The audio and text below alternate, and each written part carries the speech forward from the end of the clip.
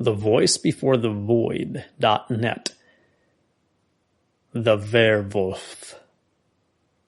From Wagner the Werwolf by George W. M. Reynolds. Read by The Voice Before the Void. 'Twas the hour of sunset. The eastern horizon, with its gloomy and somber twilight, offered a strange contrast to the glorious glowing hues of vermilion and purple and gold that blended in long streaks athwart the western sky. For even the winter sunset of Italy is accompanied with resplendent tints, as if an emperor, decked with a refulgent diadem, were repairing to his imperial couch. The declining rays of the orb of light bathed in molten gold the pinnacles, steeples, and lofty palaces of proud Florence, and toyed with the limpid waves of the Arno, on whose banks innumerable villas and casinos already sent forth delicious strains of music, broken only by the mirth of joyous revelers. And by degrees, as the sun went down, the palaces of the superb city began to shed light from their lattices, set in rich sculptured masonry, and here and there, where festivity prevailed, grand illuminations sprang up with magical quickness, the reflection from each separate galaxy rendering it bright as day far, far around. Vocal and instrumental melody floated through the still air, and the perfume of exotics, decorating the halls of the Florentine nobles, poured from the widely open portals, and rendered the air delicious. For Florence was gay that evening, the last day of each month being the one which the wealthy lords and high-born ladies set apart for the reception of their friends. The sun sank behind the western hills, and even the hothouse flowers closed up their buds, as if they were eyelids weighed down by slumber, and not to wake till the morning should arouse them again to welcome the return of their lover, that glorious sun. Darkness seemed to dilate upon the sky like an image in the midst of a mirage, expanding into superhuman dimensions, then rapidly losing its shapeliness and covering the vault above densely and confusedly. But by degrees, countless stars began to stud the colorless canopy of heaven, like gems of orient splendor, for the last flickering ray of the twilight in the west had expired in the increasing obscurity. But hark! What is that wild and fearful cry? In the midst of a wood of evergreens, on the banks of the Arno, a man, young, handsome, and splendidly attired, has thrown himself upon the ground, where he writhes like a stricken serpent in horrible convulsions. He is the prey of a demoniac excitement. An appalling consternation is on him. Madness is in his brain. His mind is on fire. Lightnings appear to gleam from his eyes, as if his soul were dismayed, and withering within his breast. "Oh, no, no!" he cries with a piercing shriek, as if wrestling madly, furiously, but vainly, against some unseen fiend that holds him in his grasp. And the wood echoes to that terrible wail, and the startled bird flies fluttering from its bough. But lo, what awful change is taking place in the form of that doomed being. His handsome countenance elongates into one of savage and brute-like shape. The rich garments which he wears become a rough, shaggy, and wiry skin. His body loses its human contours. His arms and limbs take another form. And, with a frantic howl of misery, to which the woods give horribly faithful reverberations, and, with a rush like a hurling wind, the wretch starts wildly away, no longer a man, but a monstrous wolf. On he goes. The wood is cleared, the open country is gained. Tree, hedge, and isolated cottage appear but dim points in the landscape. A moment seen, the next left behind. The very hills appear to leap after each other. A cemetery stands in the monster's way, but he turns not aside. Through the sacred enclosure, on he goes. There are situated many tombs, stretching up the slope of a gentle acclivity, from the dark soil of which the white monuments stand forth with white and ghastly gleaming, and on the summit of the hill is the church of Saint Benedict the Blessed. From the summit of the ivy-grown tower, the very rooks, in the midst of their cawing, are scared away by the furious rush and the wild howl with which the werewolf thunders over the hallowed ground. At the same instant, a train of monks appear round the angle of the church, for there is a funeral at that hour, and their torches, flaring with the breeze that is now springing up, cast an awful and almost magical light on the dark gray walls of the edifice, the strange effect being enhanced by the prismatic reflection of the lurid blaze from the stained glass of the oriel window. The solemn spectacle seemed to madden the werewolf. His speed increased. He dashed through the funeral train. Appalling cries of terror and alarm burst from the lips of the Holy Fathers, and the solemn procession was thrown into confusion. The coffin-bearers dropped their burden, and the corpse rolled out upon the ground, its decomposing countenance seeming horrible by the glare of the torch light. The monk who walked nearest the head of the coffin was thrown down by the violence with which the ferocious monster cleared its passage, and the venerable father, on whose brow sat the snow of 80 winters, fell with his head against the monument, and his brains were dashed out. On fled the werewolf, over mead and hill, through valley and dale. The very wind seemed to make way. He clove the air. He appeared to skim the ground, to fly. Through the romantic glades and rural scenes of Etruria the monster sped, sounds, resembling shrieking howls, bursting ever and anon from his foaming mouth, his red eyes glaring in the dusk of the evening like ominous meteors, and his whole aspect so full of appalling ferocity that never was seen so monstrous, so terrific a spectacle. A village is gained. He turns not aside, but dashes madly through the little street formed by the huts and cottages of the Tuscan vine dressers. A little child is in his path, a sweet, blooming, ruddy, noble boy, with violet-colored eyes and flaxen hair, disporting merrily at a short distance from his parents, who are seated at the threshold of their dwelling. Suddenly, a strange and ominous rush, an unknown trampling of rapid feet falls upon their ears. Then, with a savage cry, a monster sweeps past.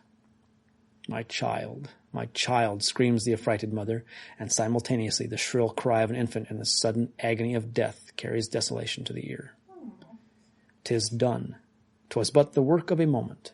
The wolf has swept by. The quick rustling of his feet is no longer heard in the village.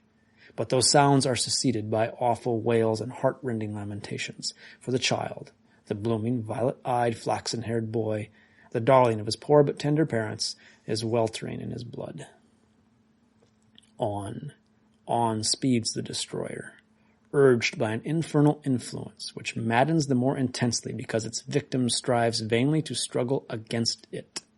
On, over the beaten road, over the fallow field, over the cottager's garden, over the grounds of the rich one's rural villa.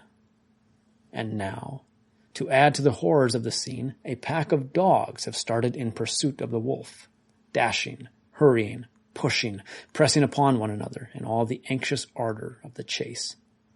The silence and shade of the open country, in the mild starlight, seem eloquently to proclaim the peace and happiness of a rural life.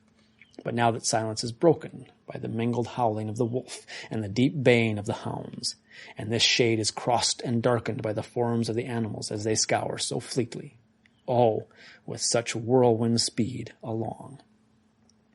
But that werewolf bears a charmed life, for though the hounds overtake him, fall upon him, and attack him with all the courage of their nature, yet does he hurl them from him, toss them aside, spurn them away, and at length free himself from their pursuit altogether. And now the moon rises with unclouded splendor, like a maiden looking from her lattice screened with purple curtains, and still the monster hurries madly on with unrelaxing speed. For hours he has pursued his way thus madly, and, on a sudden, as he passes the outskirts of a sleeping town, the church bell is struck by the watcher's hand to proclaim midnight.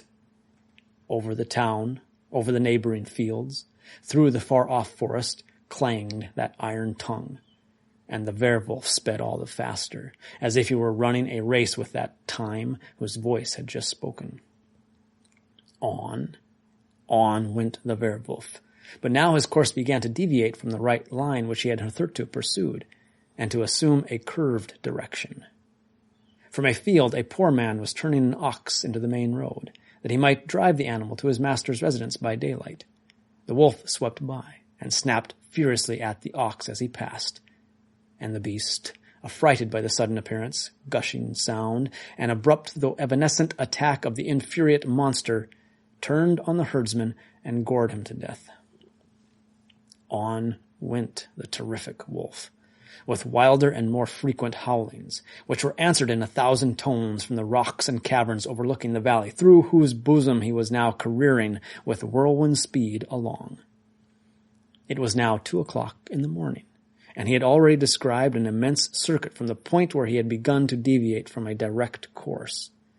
At a turning of the road, as he emerged from the valley, the monster encountered a party of village girls repairing with the produce of their dairies and of their poultry yards to some still far distant town, which they had hoped to reach shortly after daybreak.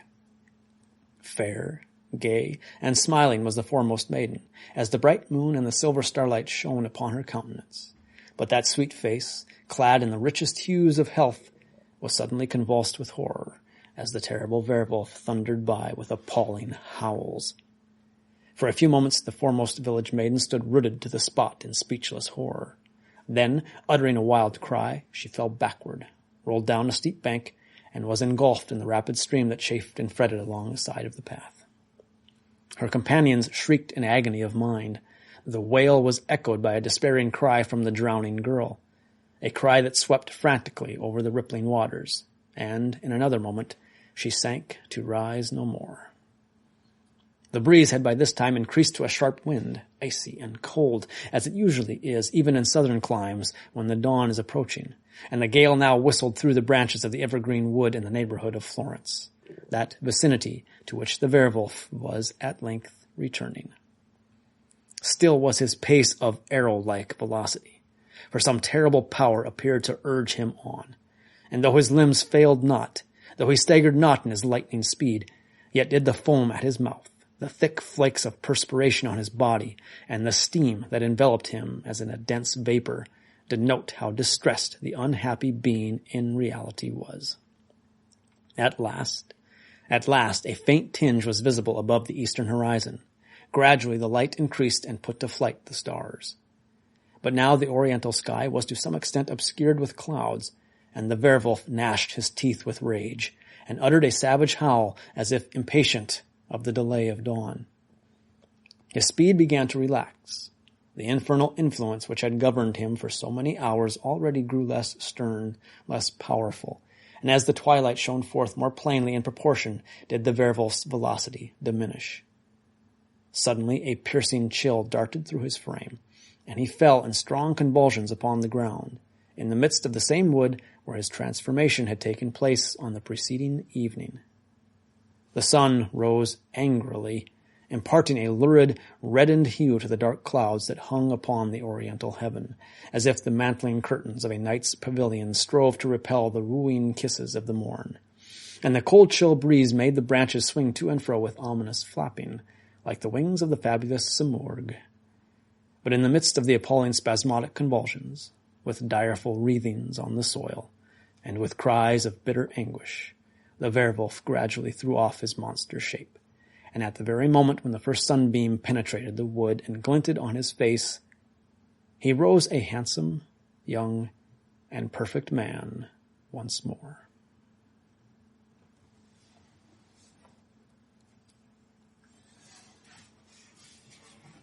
It sounds like it'd be a good way to get someplace in a hurry. I mean, in all the stuff I've read, I've never come across a description of just a werewolf's rampage. And then to describe it like so, angstily, So, like a tormented soul, but like just causing nothing but horrible, horrible death. It's awesome. yeah, Well, but in the whole conflict of like the poor guy. poor guy. That's out of a novel called Wagner the Werewolf. Wagner the werewolf. Well, yeah, he spells it like the German, so. Yeah, that's chapter 12. I think that's the only thing we need to read, really. I mean, the whole rest of it, whatever. I can Chapter get 12 of what? of the novel, Wagner the Werewolf. You're kidding. That I thought you were joking there. There actually is a novel, Wagner the Werewolf. Yes. That's chapter 12. Okay. That chapter is called The Werewolf. Mm-hmm. Yeah, so, yeah. Like I said, I can imagine the rest of it. But Yeah. I never read this before, but like that was pretty awesome. I like that. You need to go out. Come on. And especially the Italian setting, like that's unusual. Yes, right. Yeah, and it, like in the whole beginning, like the monthly festival of Florence, like, yeah,